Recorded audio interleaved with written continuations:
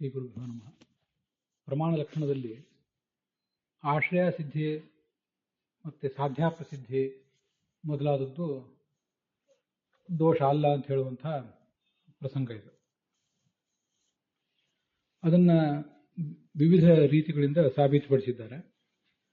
ಅದರಲ್ಲಿ ಒಂದು ಸಂಗತಿ, ಪರಿಶೇಷ ಅರ್ಥಾಪತ್ತಿ ಪ್ರಾಮಾಣ್ಯ ಅಭ್ಯುಪಗಮಾಚ್ಯ, ಪರಿಶೇಷ ಮತ್ತು ಅರ್ಥಾಪತ್ತಿ ಇವುಗಳನ್ನು ಪ್ರಮಾಣ ಅಲ್ಲ ಅಂತ ಕೆಲವರು ವಾದಿಗಳು ಹೇಳ್ತಾರೆ. ನಾವು ಅದನ್ನು ಪ್ರಮಾಣ ಅಂತ ಸ್ವೀಕಾರ ಮಾಡಿದ್ದೇವೆ. ಆ ಥರ ಸ್ವೀಕಾರ ಮಾಡಿರುವುದರಿಂದಲೂ ಕೂಡ ಈ ಸಾಧ್ಯಾಪ್ರಸಿದ್ಧಿ ಅನ್ನುವುದು ದೋಷ ಅಲ್ಲ ಅಂತ ನಮಗೆ ಗೊತ್ತಾಗ್ತದೆ. ಆ ಪರಿಶೇಷ ಮತ್ತು ಅರ್ಥಾಪತ್ತಿ ಪ್ರಮಾಣಗಳಲ್ಲಿ ಸಾಧ್ಯ ಅಪ್ರಸಿದ್ಧವಾಗಿರ್ತದೆ. ಅನುಮಾನಕ್ಕಿಂತ ಮುಂಚೆ ಏನನ್ನು ನಾವಲ್ಲಿ ಸಮರ್ಥನೆ ಮಾಡಬೇಕಾಗಿರ್ತದೋ ಅಂಥ ವಿಷಯ ಅನ್ನುವುದು ಅನುಮಾನಕ್ಕಿಂತ ಮುಂಚೆ ಅಪ್ರಸಿದ್ಧ ಆಗಿರ್ತದೆ. ಆ ಪರಿಶೇಷವನ್ನ ಮತ್ತು ಅರ್ಥಾಪತ್ತಿಯನ್ನ ಪ್ರಯೋಗ ಮಾಡುವುದಕ್ಕಿಂತ ಮುಂಚೆ ಅದು ಅಪ್ರಸಿದ್ಧ ಆಗಿರ್ತದೆ. ಅವನ್ನು ಪ್ರಮಾಣ ಅಂತ ಒಪ್ಪಿದ್ರಿಂದ ಆ ಸಾಧ್ಯ ಅಪ್ರಸಿದ್ಧಿ ಇದ್ರೂ ಕೂಡ ಅವು ಪ್ರಮಾಣವಾಗಿ ಕೆಲಸ ಮಾಡಿ ಸಾಧ್ಯವನ್ನು ಸಾಧನೆ ಮಾಡ್ತವೆ ಅಂತ ತೋರಿಸಿದ್ರಿಂದ ಸಾಧ್ಯಾಪ್ರಸಿದ್ಧಿ ಅನ್ನೋದು ಒಂದು ದೋಷವೇ ಅಲ್ಲ ಅಂತ ನಾವು ಹೀಗೆ ತೀರ್ಮಾನ ಮಾಡಿದಂತ ಆಗ್ತದೆ. ಮತ್ತೆ ಇನ್ನೊಂದನ್ನು ತೋರಿಸಿದ್ದಾರೆ, ವಿಮತಂ ಸಕರ್ತಕಂ ಇತ್ಯತ್ರ ಸರ್ವಜ್ಞತ್ವಸ್ಯ ಪಕ್ಷಧರ್ಮತಾಪರೇನ ಸಿದ್ಧಂಗೀಕಾರ ಅಂತ. ಅದನ್ನ ನಾವೀಗಾಗಲೇ ನೋಡಿ ಮುಗಿಸಿದ್ದೀವಿ. ಪರಿಶೇಷ ಮತ್ತು ಅರ್ಥಾಪತ್ತಿಗಳು ಅಂದ್ರೆ ಏನು, ಮತ್ತೆ ಅದನ್ನು ಪ್ರಮಾಣ ಅಂತ ಕೆಲವರು ಹೇಳೋದಿಲ್ಲ ಯಾಕೆ, ಅದನ್ನು ನಾವು ಪ್ರಮಾಣ ಅಂತ ಹೇಳಿದ ಮೇಲೆ ಅದನ್ನು ಎಲ್ಲಿ ಪ್ರಮಾಣ ಅಂತ ನಾವು ಸೇರಿಸಬೇಕು ಅನ್ನೋದನ್ನೆಲ್ಲ ನಾವೀಗ ನೋಡ್ಬೇಕು. ಈ ಪರಿಶೇಷ ಅನ್ನೋ ಶಬ್ದ ನಾವು ಮೊದಲು ನೋಡೋಣ. ಪರಿಶೇಷ ಅನ್ನೋದ್ರ ಬಗ್ಗೆ, ಅರ್ಥಾಪತ್ತಿ ಬಗ್ಗೆ ಆಮೇಲೆ ನೋಡೋಣ. ಪರಿಶೇಷ ಅಂದ್ರೆ ಉಳಿದದ್ದು ಅಂತ ಅರ್ಥಕ್ಕೆ, ಆ ಶಬ್ದವೇ ತೋರಿಸುವಂತೆ ಉಳಿದದ್ದು ಅಂತ ಅರ್ಥ. ಪರಿಶೇಷ ಅರ್ಥಾಪತ್ತಿ, ಪರಿಶೇಷ ಅರ್ಥಾಪತ್ತಿ ಅನುಮಾನಂ ಇತ್ಯವಿಶೇಷ. ಆಚಾರ್ಯರ ಪ್ರಮಾಣ ಲಕ್ಷಣದಲ್ಲಿ ವಾಕ್ಯ ಹೀಗಿದೆ. ಪರಿಶೇಷ, ಅರ್ಥಾಪತ್ತಿ ಮತ್ತು ಅನುಮಾನ ಇದೆಲ್ಲವೂ ಕೂಡ ಅವಿಶೇಷ, ಒಂದೇ. ವಿಶೇಷ ಅಂದ್ರೆ ಒಂದಕ್ಕಿಂತ ಒಂದು ಭಿನ್ನ ಅಂತ ಅರ್ಥ. ಆದ್ರೆ ಪರಿಶೇಷ ಅಂದ್ರು ಅರ್ಥಾಪತ್ತಿ ಅಂದ್ರು ಅನುಮಾನ ಅಂದ್ರು ಬೇರೆ ಏನಲ್ಲ. ಯಾಕಂದ್ರೆ ಉಪಪತ್ತಿ ಮಾತ್ರತ್ವ, ಅವೆಲ್ಲವೂ ಕೂಡ ಯುಕ್ತಿಯನ್ನೇ ಅವಲಂಬಿಸಿವೆ. ಯುಕ್ತಿ ರೂಪವಾದ್ಯಾದ್ರಿಂದ ಅವೆಲ್ಲವನ್ನು ಕೂಡ ನಾವು ಅನುಮಾನ ಅಂತಾನೆ ಹೇಳಬೇಕು ಅಂತ ಅದರ ತಾತ್ಪರ್ಯ. ಪರಿಶೇಷ ಮತ್ತು ಅರ್ಥಾಪತ್ತಿಗಳು ಅನ್ಯಥಾನುಪಪತ್ತಿ ರೂಪವಾದ್ದರಿಂದ ಅನುಮಾನಗಳೇ ಆಗಿವೆ ಅಂತ ಪ್ರಮಾಣ ಲಕ್ಷಣದ ಆ ಅನುವಾದದಲ್ಲಿ ಅದನ್ನು ಕಾಣಬೇಕು. ವ್ಯಾಪ್ತಿಯನ್ನ ಅವೆಲ್ಲವೂ ಕೂಡ ಅವಲಂಬಿಸಿವೆ. ಆದ್ರಿಂದ ಇವು ಅನುಮಾನ ಅಲ್ಲ, ಅನುಮಾನಕ್ಕಿಂತ ಭಿನ್ನವಾದ ಪ್ರಮಾಣ ಅಂತ ಕೆಲವರು ಏನ್ ಹೇಳ್ತಾರೆ, ಅದು ಸರಿಯಲ್ಲ. ಕೆಲವರು ಹಾಗೆ ಹೇಳ್ತಾರೆ, ಆದ್ರೆ ಅದು ಭಿನ್ನ ಪ್ರಮಾಣ ಅಲ್ಲ, ಅದೆಲ್ಲವೂ ಕೂಡ ಅನುಮಾನದಲ್ಲೇ ಸೇರಿ ಹೋಗಿದೆ ಅಂತ ನಮ್ಮ ತಾತ್ಪರ್ಯ. ಅದರಲ್ಲಿ ಈಗ ಆ ಪರಿಶೇಷ ಪ್ರಮಾಣ ಅಂದ್ರೆ ಏನು ಅಂತ ಅನ್ನೋದನ್ನ ನೋಡೋಣ.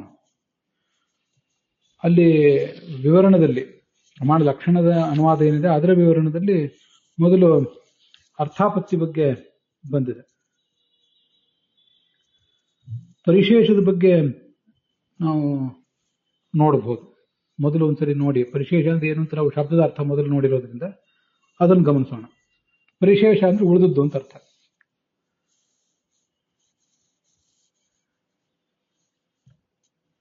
ಪರಿಶೇಷ ಅಂತ ಏನು ಅಂತ ನಾವು ಮೊದಲು ನೋಡೋಣ. ನಮ್ಮ ಎದುರಿಗೆ ಇಬ್ಬರು ವ್ಯಕ್ತಿಗಳಿದ್ದಾರೆ.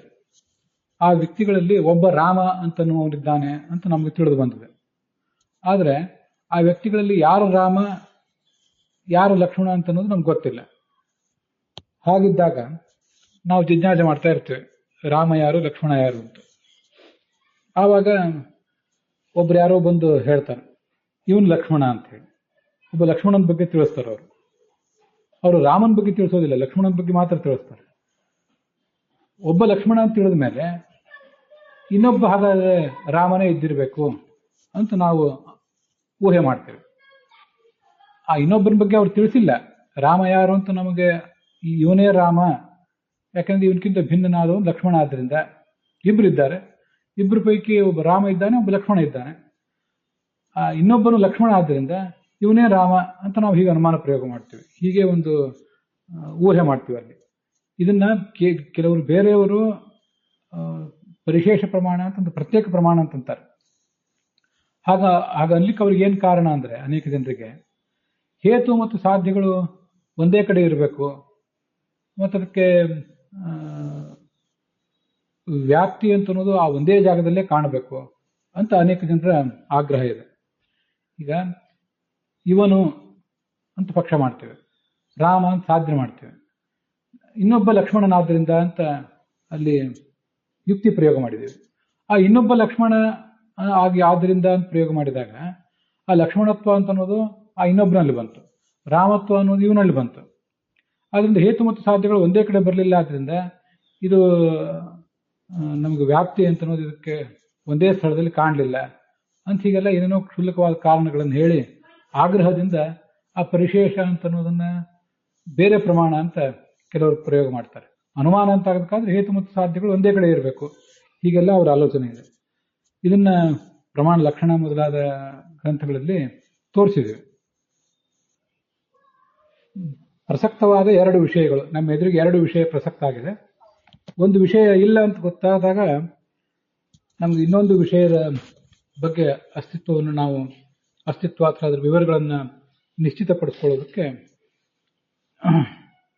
ಪರಿಶೇಷ ಪ್ರಮಾಣ ಅಂತ ಕರೀತಾರೆ. ಪ್ರಮಾಣದ ಪದ್ಧತಿ ಮೊದಲಾದ ಪುಸ್ತಕದಲ್ಲಿ ದೇವದತ್ತ ಯಜ್ಞದತ್ತ ಅಂತ ಎರಡು ಉದಾಹರಣೆ ಕೊಟ್ಟಿದ್ದಾರೆ. ನಾನೀಗ ರಾಮ ಲಕ್ಷ್ಮಣ ಅಂತ ಎರಡು ಉದಾಹರಣೆ ಕೊಟ್ಟೆ. ಇಬ್ಬರು ದೇವದತ್ತ ಮತ್ತು ಯಜ್ಞದತ್ತ ಅಂತ ಇಬ್ಬರು ನಮ್ಮ ಎದುರಿಗಿದ್ದಾರೆ ಅಂತ ನಮಗೆ ತಿಳಿದು ಬಂದಿದೆ. ಆದ್ರೆ ಯಾರು ದೇವದತ್ತ ಯಾರು ಯಜ್ಞದತ್ತ ಅಂತ ಗೊತ್ತಿಲ್ಲ. ಒಬ್ಬನ ಬಗ್ಗೆ ಇವನು ಯಜ್ಞದತ್ತ ಅಲ್ಲ ಅಂತ ತಿಳಿದ್ರೆ ಹಾಗಾದ್ರೆ ಇವನು ದೇವದತ್ತನೇ ಆಗಿರಬೇಕು ಅಂತ ನಮಗೆ ತಿಳಿತದೆ. ಅಥವಾ ಇನ್ನೊಬ್ಬ ಯಜ್ಞದತ್ತ ಅಂತ ತಿಳಿದಾಗ ಈ ಮೊದಲನೇವನು ಎರಡನೇವನು ಯಜ್ಞದತ್ತ ಅಂತ ತಿಳಿದು ಬಂದಾಗ ಮೊದಲನೇವನು ಯಜ್ಞದತ್ತ ಅಲ್ಲ, ಹಾಗಾದ್ರೆ ಇವನೇ ದೇವದತ್ತ ಅಂತ ತಿಳಿದು ಬರ್ತದೆ. ಇದು ಕೂಡ ಒಂದು ಅನುಮಿತಿಯೇ. ಇವನು ಅಂತ ಪಕ್ಷ, ದೇವದತ್ತನು ಅಂತ ಸಾಧ್ಯ. ದೇವದತ್ತ ಯಜ್ಞದತ್ತರಲ್ಲಿ ಒಬ್ಬನಾಗಿರುವುದರಿಂದ ಅಂತ ಹೀಗೆ ಅನುಮಾನ ಪ್ರಯೋಗವನ್ನು ಅಲ್ಲಿಯೂ ಕೂಡ ಮಾಡ್ಲಿಕ್ಕೆ ಸಾಧ್ಯ ಇದೆ. ಕೆಲವರು ಆ ಥರ ಅದನ್ನ ಪ್ರತ್ಯೇಕ ಪ್ರಮಾಣಗಳು ಅಂತ ಹೇಳ್ತಾರೆ. ಆದರೆ ಪ್ರತ್ಯೇಕ ಪ್ರಮಾಣವೂ ಅಲ್ಲ, ಅಪ್ರಮಾಣವೂ ಅಲ್ಲ. ಅದನ್ನು ನಾವು ಅನುಮಾನದಲ್ಲೇ ಸೇರಿಸಬಹುದು. ಇಲ್ಲಿಯೂ ಕೂಡ ಇವನು ದೇವದತ್ತನಾಗಿದ್ದಾನೆ ಅಂತ ಮೊದಲು ಸಾಧನೆ ಮಾಡ್ಲಿಕ್ಕೆ ಹೊರಟಿದ್ದೇವೆ. ದೇವದತ್ತನಾಗಿದ್ದಾನೆ ಅಂತ ಸಾಧನೆ ಮಾಡ್ಲಿಕ್ಕೆ ಹೊರಟಾಗ ಅಲ್ಲಿಯ ಸಾಧ್ಯ ಅಂತ ಅನ್ನೋದು ಅನುಮಾನ ಪ್ರಯೋಗಕ್ಕಿಂತ ಮುಂಚೆ ಪ್ರಸಿದ್ಧ ಆಗಿಲ್ಲ. ಆಗದೆ ಹೋದ್ರೂ ಕೂಡ ಇದನ್ನು ಪ್ರಮಾಣ ಅಂತ ಎಲ್ಲರೂ ಸ್ವೀಕಾರ ಮಾಡೇ ಇದ್ದಾರೆ. ಕೆಲವರು ಇದನ್ನು ಪ್ರತ್ಯೇಕ ಪ್ರಮಾಣ ಅಂತಾರೆ, ನಾವಿದನ್ನ ಅನುಮಾನದಲ್ಲೇ ಸೇರಿಸ್ತೇವೆ. ಅಂತೂ ಇವು ಪ್ರಮಾಣವೇ ಅಂತ ಆ ಪರಿಶೇಷ ಅನ್ನೋದ್ರ ಬಗ್ಗೆ ಅರ್ಥ. ಅಲ್ಲಿಗೆ ಇವತ್ತಿನ ಭಾಗ ಸಮಾಪ್ತ ಆಗಿದೆ.